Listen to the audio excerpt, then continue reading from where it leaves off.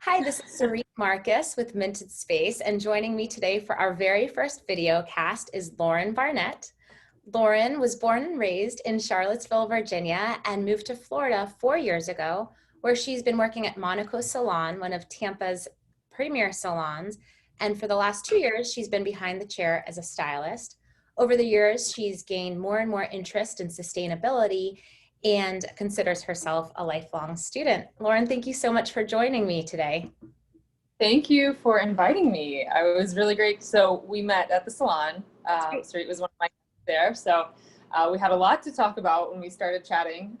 So yeah, it's really exciting to get to talk with a like-minded person about stuff like this. So thank you for having me. Oh, thank you. And we found that common ground in our interest in sustainability. And I am so impressed with the efforts that you've been taking towards establishing a zero waste lifestyle and household. Can you talk about why you decided to go zero waste? Yeah. So I feel like it's funny when I think back, people have asked me that before. And when I look back at my journey, it kind of was almost like this slow realization of all the little things we do in our life that add up, One of my really good friends, Morgan, had come to visit me. She lives in Germany most of the time. She's been here since COVID started. Everything's crazy. She's visited me a couple times.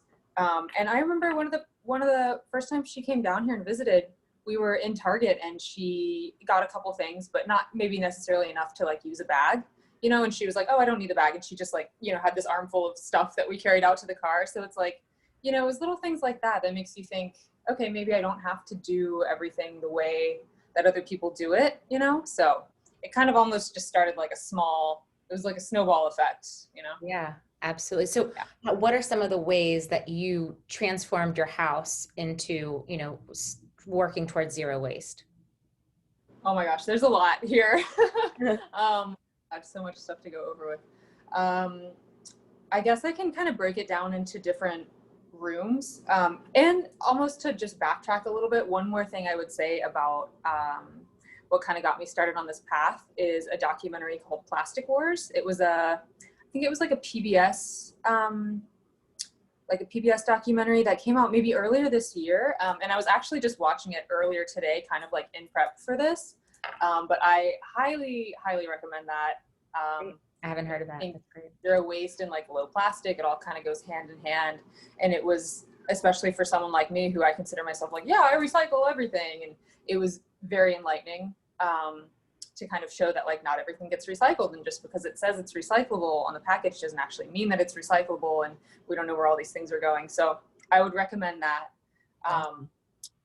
But so yeah, how do we want to break this down? I can go through different rooms of the house. Yeah, that's great. Maybe with your kitchen and bathroom and laundry and however you want to. Okay, so let me look at my notes here real quick.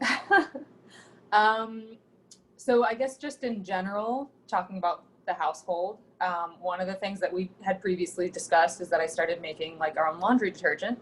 You can find tons of recipes online for this. It's super easy and it's actually pretty fun. To make it, you mix it's washing powder, borax together, and then you grate up a bar of soap. You can just use your cheese grater, grate it up. If you have kids at home, that's a fun thing for them to get to do. Fun for me to do it too. It sounds stupid, but and it actually works just as well as Tide, the Arm and Hammer that we'd been using before. So that was probably one of the first things we started doing. Another thing that we kind of had touched on before when we were talking is using old rags instead of paper towels, instead of disposable paper napkins, using linens, linen napkins instead. Yep. So when I'll be cleaning in the household, I'll try to use rags instead of paper towels or Clorox wipes. And then moving to the bathroom, that's another thing we've done. Instead of using tissues, I'll just cut up old t-shirts into scraps and use those as tissues. So I have a little, an extra trash bin that we just use for disposing of those, and just throw it in with your wash to clean. Super simple. And it seems maybe kind of gross at first, but it's really not. They get clean and it's nothing ever happened, It's very resourceful. Yeah, well, I mean, I had been going through my closets, I guess, and I realized just how much stuff, old t-shirts that had holes in them, but they were maybe sentimental and I didn't really want to get rid of it, but I didn't know what to do with it. So it's I still have it kind of, but it's getting a new life. Upcycled it. Yes, upcycled. There you go. And Oh, you were sorry. telling me about, well, you were telling me about the Bite toothpaste. So, right Yes. in the bathroom. Mhm. That is exactly what I was about to segue into next, because we just got a shipment in last night. So for people who don't know, Bite toothpaste bits are these little, it's like little pressed powder tablets. So super small. You just put one in your mouth, crunch it up, add some water, and just like go to town brushing, and it actually foams up really well. My husband just went to the dentist recently actually too, and I was like, hey, remember to talk to them about the toothpaste bits and like see how it's working. And he is like very cavity prone also, and they were like, oh, your teeth look perfect, like everything's going great. So they do work. They also have floss that I'm not sure what it's made out of, but it's not plastic. I think it must be, I used it the other night, and it is some kind of like thread that comes in a little glass container. So pretty much all of their things come in glass containers that they, when you need a refill, they'll send it to you in like eco-friendly packaging. So you get the glass container once, and it's like it's a nice looking container, so you can keep that on your counter, and then you get your refills like as needed. So it's kind of like a subscription service for that. And then they also have mouthwash tabs, which work the same way as the toothpaste. You just swish water around in your mouth. That's and awesome. It creates a mouthwash. So yeah, so I really, really love that. Let's see. Let's see here. What else? And what about in your kitchen with, I tried, I went and I bought the silicone lid covers for Tupperware. Yeah. We always are missing the matching lids, and it's such a brilliant solution. You just wash it and don't have to use plastic wrap. And I love those. They're great because, yeah, like you said, a lot of the times the lids will get lost. And then these are, I mean, the silicone covers, they come in like concentrically sized, like larger and smaller versions. So, I mean, pretty much they can stretch to fit like any size container you have. The one thing I would say is like, you know, I've only seen the ones that are round. So if you have like a rectangular, like square pan, something like that, it might be a little bit harder to fit, but you know. I have the rectangular ones, and it did work. You have to play around with the size, but that they worked for that. So that was great. Okay, I'll have to. That was a great tip. Pick up. I appreciated that. Yes. What else in the kitchen? Fun fact: tinfoil, you can just wash it and reuse it. I never even would have thought of this. Huh. But there's a podcast that I listened to called The Sustainable Minimalist by Stephanie Safarian. And that was one of the eco tips that she provided on the show. Because, you know, sometimes you'll use it and it's really not that dirty. Right. It just has a little something on it, and you can just literally wash it like you would a dish and like lay it flat to dry and reuse it. We wash our Ziploc bags here. Like we'll get gallon bags occasionally, like for certain things. And I do try to reuse those for as long as possible before we toss them. Yeah. Let's see. Oh, this was a big one. I was asking my husband to help me come up with, you know, like, what else do we do in the house? What should I tell her, you know? And one of the big things he said was using a Brita filter instead of bottled water. Like so many people just buy bottled water, and it blows my mind. I'm like, I know. Guys, you can get this from your tap. Like, why are you paying for this? Like, so that was, it seems simple and probably something that like most people might have, but you know, when you think about it, that really does add up. So it really does. Absolutely. I used to use a lot of plastic water, you know, plastic water bottles back in the day, and my environment friends called me out on it, and you know, and even in trying to have, and I guess that segues my next question is, what are the challenges that you found towards implementing the zero waste living in your house? Because for me, having my kids and my husband adhere to it, you know, my husband with a hurricane season, he wanted to buy the plastic water bottles, and we had a birthday party for my son, and with COVID, everybody wants to be as sanitary as possible, and I just, you know, but it's a balancing act.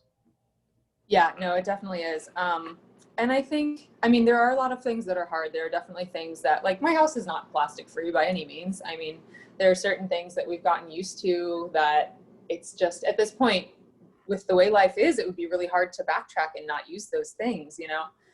Like paper towels, honestly, if there's like a mess that's a little too gunky, I just can't bring myself to like wipe it up with like one of the nice white dinner napkins that we have. I just can't do it. So things like that, like Q-tips is another big one. Paper towels is the hardest thing for us. We have a bunch of like eco alternatives to it, and we really use them as much as we can, but there are like small little things that you have to have the paper Yeah, towel. it's Cannot. not the same. So yeah, I think there are a lot of switches that can be hard to make. Maybe it takes some adjustment. But I think the other thing that's tricky about all this is like, you know, like you're saying with the water bottles, it's like you don't think about it until someone points it out to you, right? So a lot of people might be doing things that they just think are just routine for them, you know, and they wouldn't even think that it's maybe, you know, not eco-friendly or so I think, you know, politely maybe, or just bringing it to people's attention, like, oh, why did you do that instead of this, or, you know, just asking those questions and like helping people to kind of open their eyes and see Yeah. what's going on. Yeah. Yeah. For sure. Now, so that's an amazing, all of your personal efforts that you've done. And as professionally Thank you. speaking, as a hairstylist, you must see so much opportunity to reduce waste in the salon industry. If you could, I know you touched briefly with me upon the Green Circle Salon Certification Program. Would you talk about that more? Because it seems so cool. Yes. So Green Circle Salons is probably the one that I'm most familiar with out of all the, I'm sure there are other recycling programs for salons, but basically it's a program that they'll come into the salon and, you know, you'll set up like recycling bins and they pretty much take everything. They'll take, the only two things that they don't take are old like keratin treatment for the hair, and then I want to say it's like relaxers. So like all the bottles that you use, all of the like all of the metal containers that have the hair color in them, all the plastic bottles that have the developer, all the foils from when we do highlights, like that is one of the big ones. I think, you know, Yeah. it's a lot of tin foil that's just like going straight in the trash, you know, shampoo bottles, old appliances, like if a hair dryer stops working, you know, what are you going to do with it, right? I don't want to throw it in the trash, but I don't know where to put it. So they'll take stuff like that too.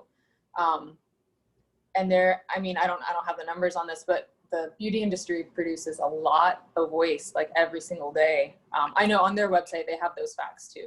I actually looked at the facts. I saw that Okay, yeah. it was it's 150 million pounds a year just for the salon industry that goes to landfills and oceans.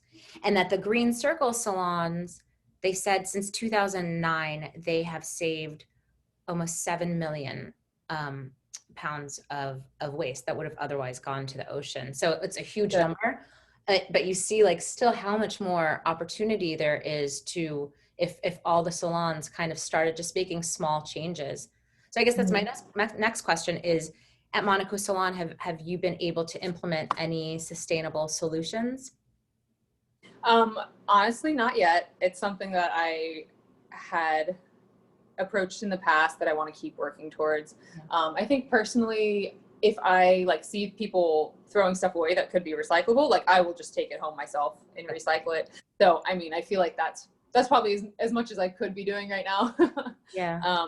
But yeah, programs like this are really important for salons. And I know there are a couple of salons at least that I can think of in Tampa that I know use Green Circle Salon. So it's a really great thing. And I think, you know, as a customer going to a salon, I would like to see something like that. Like I would probably give my business to a salon that was taking part in a program like that over one that wasn't. Like if I saw that in part of their marketing, I would be interested by that. So Absolutely. I think it's yeah, consumers want. Yeah, especially like the younger generations and older generations, but they want to know that their dollar goes beyond just the status quo, and they're interested and they care about the causes. So I think that that's, if anything, it's a revenue generator versus a detractor. Now I know like Green Circle salons might have certifications that are a little stringent or hard for, you know, some salons, not, I'm sure it's not hard, but it would take a lot of work, you know, to adhere to. But like you said, there are other opportunities, even maybe just putting like a recycling bin and having all the, you know, old bottles go there and just separate. Right.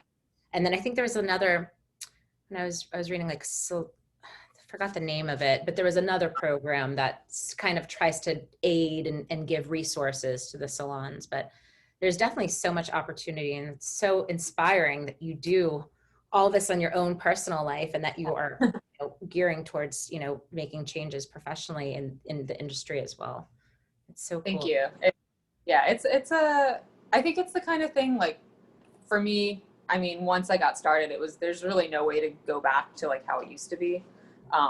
Cause it's just like, once you realize like what's going on, I mean, there's no other option. So I think the more people who are kind of attuned to this will be, opens your eyes, Yeah, and it's not that hard. Like, just the small changes, like when I used to make my children's lunches and their sandwiches, and I would just Ziploc and Ziploc and Ziploc. And then, then it started transforming into like, okay, the recyclable paper, sandwich bags. But now it's like, oh, I could just wrap it in the beeswax wrap, or I could just put a stasher bag or a rezip bag. Like there's actually things that I can then just wash, and I don't have to, partake in constant waste. I mean, there's already so much waste when I go to the food stores, and everything that I'm buying is already packaged in plastic, right? And all the individually wrapped snacks. Oh, what was that store? If you wouldn't mind telling me, that store in Tampa, that food store. There's a couple that I can touch on.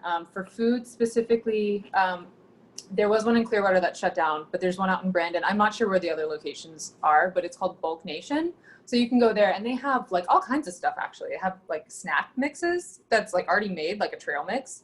Everything's like in those big bins, flour, sugar, spices, coffee, candy, like lots of stuff. So you can go there, and they do have containers you can like buy, or you can bring your own and just, tear the weight out and fill it yourself. So that's a really good one. And just like buying in bulk when you can, honestly, because, buying in bulk with package free, like you bring your own cans and things like that. But the one I think that we had talked about was called Lufka, Lufka. So they do a lot of, it's mostly like home bath body products. Like they have a toothpaste powder. They have something I really liked was the dry shampoo powder that they have. I think that's super cool. So instead of like an aerosol can, it's like literally a powder that you can dip a brush into and kind of put on your roots. The hairdresser like that. Yeah. They make their own body washes, shampoos, I think even like shampoo and conditioner bars, things like that. So they have like, I'm pretty much anything you could want, they have it. And another thing too is they have like the hydrogen peroxide solution for cleaning contacts, which I thought was really interesting, because that's something that I'm kind of trying to move maybe towards wearing glasses more. I'm a contacts wearer. And I thought like, oh, every time I put in a new pair of contacts, that's more plastic that's going to waste. So it's like, it's when you kind of start thinking about these little things in your life, it really opens your eyes. So that was something that they have that I thought was pretty cool too. And that I haven't like really seen another option for yet. So I like that a lot. Yeah. That is very informative. Yeah. Super cool. So they're out in, I think they're over in North Tampa, like close to Seminole Heights. So and check it out. And do you know why the one in Clearwater closed? Or for Bulk Nation? I don't know. I think I honestly didn't go there that often. So I'm not sure how long it had been closed when I noticed, but I think it was probably a COVID, a COVID related, lots of places closing down. But they have the one in Brandon. It's right across from the Brandon Mall and that shopping center. So for Bulk Nation. I just moved back to Tampa a year ago, so I'm still, I don't know all the places to go for that, but that's very informative, and I appreciate the tip. Yes, very much. Yes. And is there any? Do you have any like visions of how the salon industry could move more towards, ways to help salons have the resources to go like to be certified as a Green Circle salon, or are there, what are the hurdles towards reaching that certification? Would you say? I think you kind of asked part of this before and I didn't really touch on it, but one of the hurdles in like getting people on board maybe is just like the awareness aspect of it. And then kind of follow through, because it's true, like they'll give you these containers for recycling, but it's like old color has to go in this one, and then the bottles have to go in this one. So it's like, making sure everyone's on board kind of with the system would be super important. And salons are like, it's a fast-paced environment. Everyone's running around like crazy, hopefully not running around like crazy, but sometimes it gets crazy in there. So I think it would be hard to really like put it in place and get everyone to be on board with this system. But I think, I don't know. I mean, I just think the more awareness that there is, more salons would be on board and more people would want to be involved in something like that. I don't know if a lot of people know that there is even a company that does this type of thing. You know what I mean? So I would hope that the more people that know about things like this would be wanting to partake in them. So Absolutely. yeah, I think. And I think that you really touched upon that the biggest hurdle right now, and it's been for a long time, is just that awareness, that lack of awareness. And it starts with the self, right? Like just realizing, wow, my own consumption and my own carbon footprint and how I can make those changes, and then taking it to a bigger step, like what's my industry that I work in, and what do I see that I wasn't aware of that, could reduce waste. And I think it's getting much more mainstream, right? Like sustainability, that word it wasn't very common. Let's say even a decade ago, people obviously that are, experts in the field, but now it's so much more out there. So I think that it's going to be easier, but that's, the goal of like Minted Space is just to kind of offer these resources and show, like, just open your eyes a little bit. Like I did a little post on, kitchen stuff, and just, it was great to hear people say like, I didn't even think about that. And I didn't even know that you could have this alternative. And it was really, it was satisfying. And just to know that like maybe those little changes in every, people's households and lead to a bigger evolution. Yes. Inspiring change. I like it. Yeah. There are a lot of things I think that people could do that are not even that difficult to implement.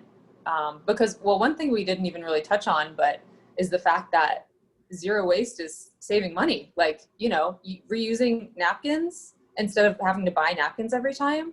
Absolutely. Or, people will buy paper plates and things like that, and like plastic silverware. And it's like, every time you need that item, you're having to go out and rebuy it instead of just having using something that you already have, cleaning it and using it again, Absolutely. So I think there's a lot of ways in which that kind of comes into play. Yeah, money, and even transportation costs. I mean, transportation costs and all the packaging that is involved with all that stuff. Yes. There's a lot of work to be done, but it's a lot of layers to that. You're really inspiring, and it's so great to meet like-minded individuals who care and to learn from you. And now I'm going to check out that podcast. So yeah, it's really great. And the documentary. So appreciate that. Yes. If nothing else, what I hope people will take from this is watching that documentary, because like my mind was seriously blown. Like I guess if I had to really pin it down, that was probably what changed everything for me. So it was really good. Yeah. And the podcast too. Tonight. Pardon? Yeah. And the podcast as well. I was just saying that also is really great. She kind of focuses, kind of like half and half on minimalism as well. So, but in like a sustainable light. So you kind of get both, in there. But yeah, good stuff. That's awesome. Thank you so much for joining me today, Lauren. This has been really fun and very informative, and I look forward to chatting with you soon. Me too. I had a really great time. Thank you so much for inviting me, and I will talk to you soon. Yes. Sounds good. Bye-bye.